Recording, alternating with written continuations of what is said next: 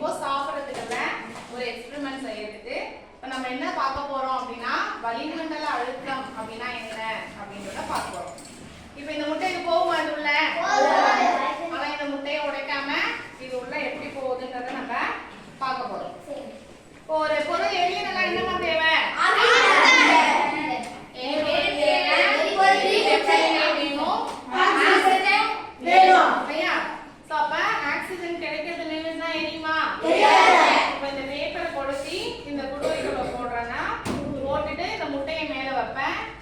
என்ன ஆகுது அப்படின்னு பார்ப்போம்.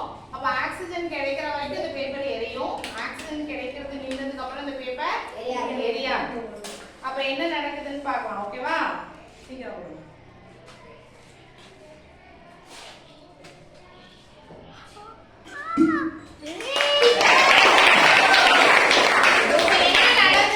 அப்படின்னா இப்போ முட்டையை மேல வச்சோம்னா ஃபர்ஸ்ட் உள்ள போல, இப்போ உள்ள போச்சு. ஏன் உள்ள போகல? முன்னாடி அந்த கிளாஸ் அந்த குடுவைக்கு உள்ள இருக்கக்கூடிய காற்றினுடைய அழுத்தமும் வளிமண்டலத்தில் இருக்கக்கூடிய காற்றின் அழுத்தமும் சமமா இருந்ததுனால அந்த முட்டை வந்து அதே இடத்துல அப்படியே இருந்தது.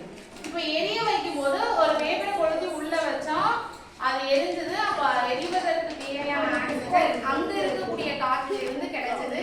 அங்க இருக்கக்கூடிய ஆக்சிஜன் இருந்த அளவுக்கு அது எரிஞ்சது. கிடைக்காத பட்சத்துல அந்த எரியறது வந்து என்ன ஆகுது? நின்று போயிடும். அப்ப என்ன ஆகும்? அங்க இருக்கக்கூடிய காற்றினுடைய அளவு குறைஞ்சிரும்.